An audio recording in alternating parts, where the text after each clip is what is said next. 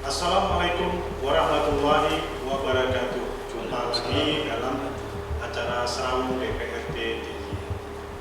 Para pemirsa, kami beritahukan bahwa DPRD telah membentuk alat kelengkapan Dewan, salah satunya adalah komisi-komisi, dan telah terbentuk juga komisi A yang kebetulan terpilih kembali menahkodai komisi A, Bapak Eko Suwarto. Mari kita sapa dulu Pak Eko. Assalamualaikum Pak Eko. Waalaikumsalam warahmatullahi wabarakatuh.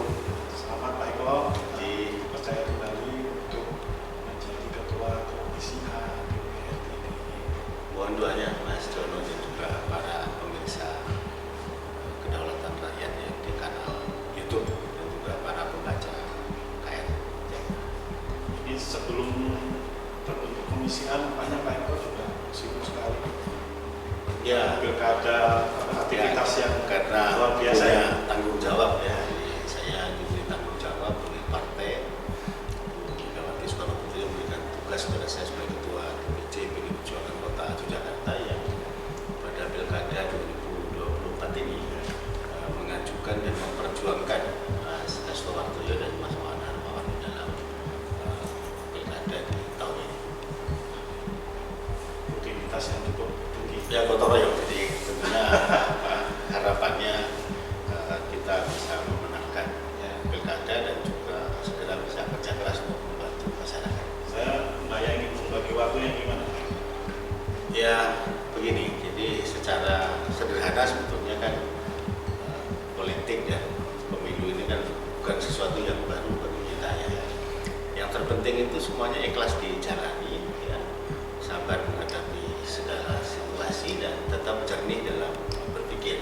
Nah, perjuangan harus diikuti dengan memuji dan menyuhun pada Allah sehingga kalau ada rasa ikhlas itu insya Allah semuanya jadi ringan. Ini nampaknya ada semacam pra dulu menjelang program atau kegiatan atau tugas menjadi ketua komisi. Ya. Pemirsa, kita ini langsung ke kita tanya ke Pak Eko bagaimana nih program ke depannya. Pak Eko sudah mengaku ini yang ketiga ya Pak ya? Siap. Saya pikir itu sudah punya bayangan lah untuk 5 tahun ke depan. Tapi mungkin ada sesuatu yang beda mungkin untuk 5 tahun ke depan. Kita tanyakan. Ya. Ya. Jadi Mas Jono, setting situasinya pasti berubah. Ya. Apa yang terjadi 10 tahun yang lalu, 5 tahun yang lalu, dan hari ini 5 tahun ke depan pasti berubah. Contoh salah satunya teknologi informasi. Ya. Jadi hardware dulu kita pernah kenal mesin ketik. Jadi pada saat saya kuliah dulu, itu kalau menyelesaikan tugas di laboratorium dan lain-lain itu pakai mesin ketik. Ya. Kemudian dalam perkembangannya kita sudah sangat jarang hari ini melihat mesin ketik itu. Sudah mungkin ada warga yang mungkin sudah bertahun-tahun tidak pernah melihat mesin ketik. Kemudian berkembang jadi komputer yang pakai floppy disk yang lebar besar ya. Dan sekarang juga kita sudah susah untuk melihat itu.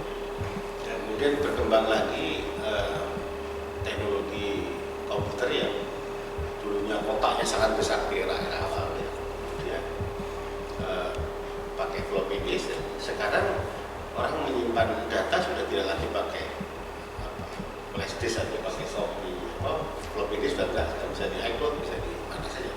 Artinya salah satu yang kita baca adalah perkembangan situasi. Sehingga bagi seorang ketua komisi yang utama adalah belajar tentang situasi yang pernah terjadi, situasi kondisi hari ini, dan proyeksi ya, dan proyeksi atas situasi yang akan berkembang ke depan.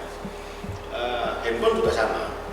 Dulu kita mungkin pakai GSM ya, yang hanya bisa untuk SMS sama telepon saja.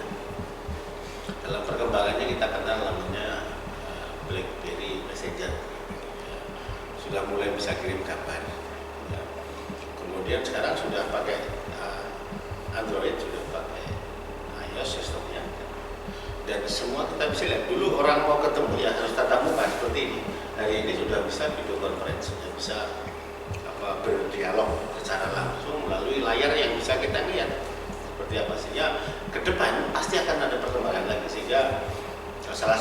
kemitraan di Komisi A ini kan Dinas Kominfo, sehingga salah satunya adalah bagaimana mengedukasi masyarakat ya, bagaimana mengedukasi masyarakat terkait dengan digitalisasi ini, terkait dengan pemanfaatan teknologi, terkait dengan pengembangan infrastruktur yang tentunya kalau dulu kan kabel telepon ya, kabel telepon, kemudian teleponnya dari rumah ke rumah, kemudian kalau menelpon orang kita punya buku telepon yang sangat tebal ya, yang kita bisa cari kalau kita mau telepon siapa namanya, di situ kan nomornya. Nah hari ini berubah, perilaku manusianya pun ikut berubah ya. Dulu waktu masih SMP barangkali, kalau nggak SMA, seusia saya, Mas Jono juga teman-teman punya buku diary. Buku diary isinya adalah cerita harian kita dan bukunya dikunci. Sekarang berubah, sekarang orang curhat cenderung ke sosmed. Status menjadi tampilan atas situasi hati dan pikiran. Ini contoh-contoh perilaku manusia yang berubah karena teknologi informasi yang berkembang.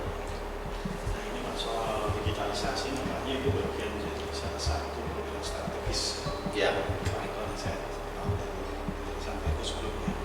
Ada saya melihat ada dua Pak. Satu masalah dampak dari digitalisasi.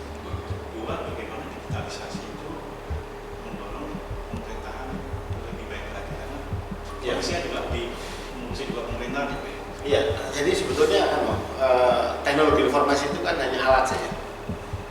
Handphone alat, ya, software juga alat. Nah ini yang penting untuk dimaknai bagi government, bagi pemerintah adalah teknologi informasi itu dikembangkan untuk memperbaiki pelayanan publik. Teknologi dikembangkan untuk memperbaiki pemberdayaan masyarakat, ya, juga perlindungan terhadap masyarakat. Nah, bagi pribadi, pengembangan teknologi harus ditangkap sebagai 3 peluang.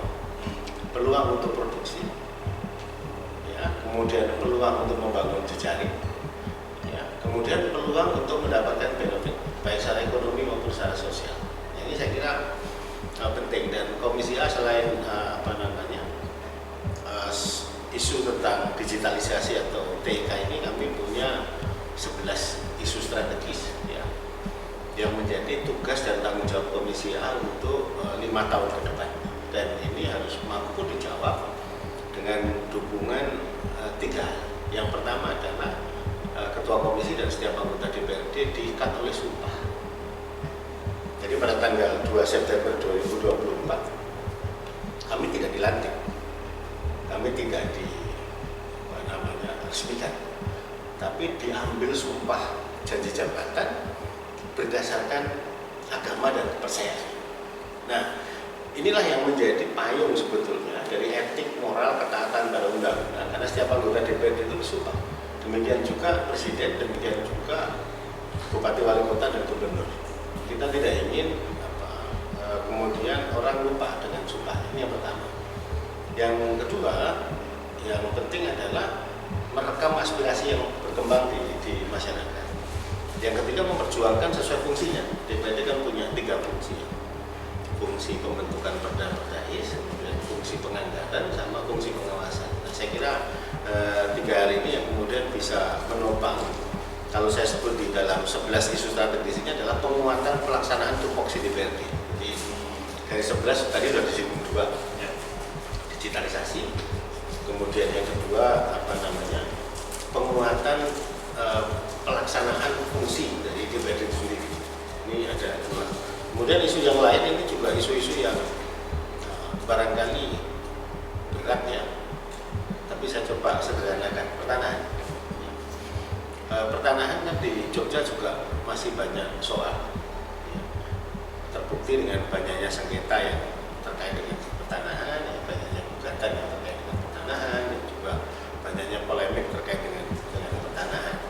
Nah, yang lain juga isu yang keempat, pembangunan kelurahan dan kelurahan.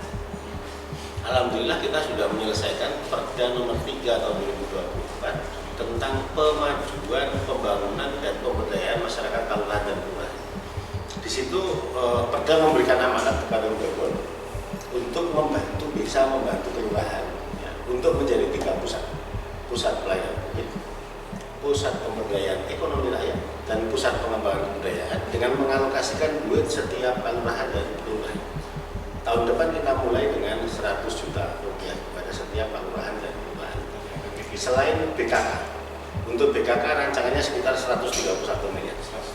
Ya, jadi ini angka yang signifikan untuk membangun desa. Jadi kalau dulu ada program bangun desa itu ya hari inilah kemudian dioperasionalkan. Ya. Nah, isu yang lain adalah kepegawaian. Tadi disebutkan bagaimana memberikan pelayanan publik. Ini harus didukung dengan pegawai, dengan aparatur yang berkualitas, kompeten sekaligus sejahtera. Jadi inilah makanya kemudian dari sisi pegawaian alokasi anggaran kita cukup memadai. Ya. Untuk jadi PNS sekarang ini kan juga dapat 2 gaji selama jadi PNS, pensiun pun masih diberi bantu oleh negara. Jadi inilah sebetulnya bagian dari komitmen pemerintah untuk agar ASN itu nggak usah aneh-aneh, nggak usah korupsi, nggak usah gratifikasi ya. Sudah cukup kasus korupsi atau gratifikasi yang menempa urusan pertanahan kemarin ya. Kemudian termasuk Mandala Krida ya, itu udah enough, udah cukup. Sehingga ke depan harus betul-betul ASN yang sejahtera ini punya semangat yang baik untuk kemudian melayani publik. Nah yang berikutnya, isu yang berikutnya adalah keistimewaan DIY. Kita paham keistimewaan itu pernah kita diskusikan di KR juga nih. Ya. Tujuannya belum semuanya tercapai. Masih ada kemiskinan di Jogja, masih ada pengangguran di Jogja, masih ada kasus intoleransi di Jogja, masih ada ketidaktentraman di Jogja. Sehingga ini kira kesenjangan juga masih ada. Sehingga ini menjadi PR dan kita tidak perlu malu untuk mengatakan ini karena ini bagian dari apa yang harus kita evaluasi untuk diperbaiki ke depan. Isu yang berikutnya adalah mitigasi bencana. Kita punya sesar gempa, kita punya Merapi, kita punya Laut Selatan. Ya. Dan ini lengkap. Potensi megatrust ada, potensi Merapi ada, potensi gempa ada, potensi bencana hidrometeorologi ada. Maka tidak ada pilihan kecuali Pemda membantu rakyat untuk tangguh bencana, baik dari aspek sarana prasarana, aspek edukasi maupun aspek pendidikan dan pelatihan. Dan saya terima kasih pada BPBD DIY yang sudah membantu membentuk apa yang disebut dengan Satuan Pendidikan Aman Bencana, itu berbasis sekolah SMA dan SMK, sudah lebih dari 100 ya. Kemudian ada kelurahan tangguh bencana untuk Kota Yogyakarta 45 sudah selesai semua. Kemudian ada juga yang namanya Desa Tangguh Bencana. Nah PR-nya ke depan adalah bagaimana keluarga tangguh bencana. Ini jadi tantangan ke depan. Isu yang berikutnya adalah regulasi daerah. Ini isu yang jarang dibicarakan orang. Regulasi daerah. Ya, sangat jarang dibicarakan orang, tetapi mengikat kita. Karena undang-undang atau peraturan daerah itu begitu diterbitkan, disosialisasikan, orang dianggap mengerti dan tahu. Sehingga kalau melanggar akan mendapatkan sanksi. Kalau diperdaya bisa ancaman hukuman pidana sampai 6 bulan ya, atau denda maksimum 50 juta. Kalau di undang-undang bisa lebih lama lagi. Jadi ini yang saya kira penting untuk ada konsolidasi regulasi dan juga sosialisasi terkait dengan regulasi ini. Kemudian yang berikutnya adalah pembinaan aparatur. Jadi karena dana AIS ini sekarang sudah sampai ke tingkat desa, maka ideologi aparatur ini harus diperkuat untuk Cinta Pancasila, NKRI, Bhinneka Tunggal Ika, Undang-Undang Dasar, dan juga keistimewaan harus diperkokoh, harus diperkuat. Ditambah dengan keterampilan di dalam memberikan pelayanan publik itu sendiri. Nah, ini beberapa hal yang penting terkait dengan pembinaan aparatur. Kemudian yang berikutnya adalah keamanan dan ketertiban umum. Jadi beberapa peristiwa kriminal yang ada di Jogja ini kan penting untuk mendapat perhatian. Dan catatan saya yang terakhir peristiwa di Prawiro Taman ya, itu menampar kita ya, sebagai kota yang toleran, sebagai kota yang berbudaya, sebagai kota pendidikan. Demikian juga praktek lidih dan lain-lainnya. Ya, orang boleh berdebat soal terminologi lidih, tapi yang saya maksudkan adalah kejahatan jalanan itu. Itu potret buram, ya, potret buram dari wajah kita yang luar biasa hebat. Jadi wajah Jogja ini kan wajah toleran, wajah berbudaya, wajah berpendidikan kan itu budaya. Nah tiba-tiba dinodai dengan tindak kriminal, dengan praktek berbagai hal yang merugikan. Karena gini, Jogja itu butuh suasana aman. Kenapa? Karena ekonominya sangat tergantung kepada pariwisata. Jadi kalau terjadi ketidakamanan, ya chaos gitu ya, itu akan merugikan masyarakat karena wisatawannya nggak jadi datang. Nah ini sebentar lagi akan ada Natal dan Tahun Baru. Ya, maka tidak ada pilihan kecuali kita bersama-sama menjamin keamanan di Jogja. Sehingga pemilu kada pun harus dijamin aman juga. Agar nanti para wisatawan baik domestik maupun internasional ketika masuk ke Jogja di antara Natal Tahun Baru itu bisa memberikan manfaat. Jadi nyaman itu, aman itu ya, nyaman dan nyaman itu harus dirasakan orang Jogja sendiri. Harus dinikmati oleh pelajar, mahasiswa, pekerja yang ada di Jogja dan juga oleh wisatawan. Nah ini bukan tidak mudah. Ini bisa mudah jika ada kesadaran yang terbangun bahwa kita ini hidup bersama untuk jaga keamanan di Jogja. Kira-kira begitu. Nah yang terakhir,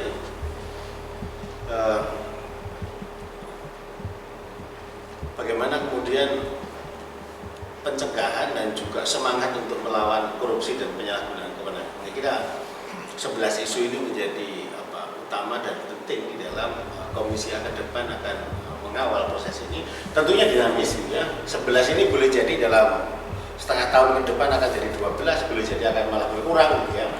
Ada situasi-situasi yang berkembang gitu ya, yang kemudian akan bisa kita persiapkan dengan baik. Pada prinsipnya adalah kita melayani masyarakat itu untuk mewujudkan rasa aman dan nyaman dalam arti yang sesungguhnya. Kira-kira. Tadi paparan Pak Eko mengenai isu strategis itu luar biasa untuk beban tugas ketugasan komisi A. Jadi saya melihat tidak hanya soal kinerja DPD menjadi peran yang harus dimainkan oleh komisi A, juga masalah nasib atau kesejahteraan banyak orang, termasuk juga tadi pariwisata dan kebijakan. Nah, itu bukan sebuah persoalan yang sederhana, tapi sangat luar biasa. Bagaimana sistematika Pak Eko dalam rangka menggodai komisi A ini, supaya apa yang disampaikan isu strategis tadi eksekutif bisa melaksanakan dengan baik. Ya, jadi kita kan punya fungsi ya tadi saya sebut penyusunan peraturan daerah, kemudian penyusunan pelanggaran, juga pengawasan. Maka komisi harus memaksimalkan fungsi ini saja. Jadi 11 isu strategis ini kita diskusikan pada saat rapat pertama komisi. Jadi pada saat rapat pertama komisi kita diskusikan tentang ini dan tentunya ini sangat dinamis ya. Harapan kita kemudian Pemda bisa bersinergi, berkolaborasi untuk kemudian sama-sama membicarakan tentang sesuatu yang bermanfaat bagi rakyat tadi. Nah, hitungan saya 11 ini bukan nomor urut 1 sampai 11. Tapi nanti kan masing-masing ada OPD-nya. Jadi misalnya begini, ngomong digitalisasi ada Dinas Kominfo, ngomong pertanahan ada Dinas PTN, ngomong soal pelayanan publik ya, kemudian kepegawaian ada BKD, soal peningkatan kapasitas ada Badan Diklat ya. Kemudian soal mitigasi bencana ada BPBD. Jadi 11 isu strategis ini nanti kita cocokkan dengan kemitraannya masing-masing OPD tadi. Nah tinggal kita fokus saja untuk kemudian dari sisi kemampuan anggaran diperbaiki untuk meningkatkan performa itu.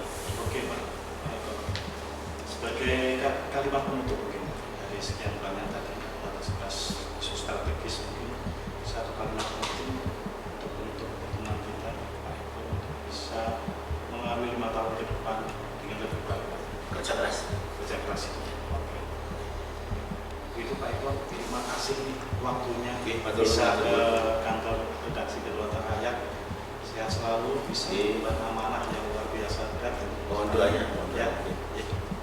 Itu pemirsa bincang-bincang kita dengan Pak Eko, Ketua Komisi A DPRD DIY yang sekarang percaya kembali periode 5 tahun.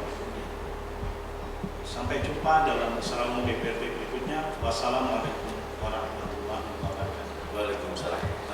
Terima kasih.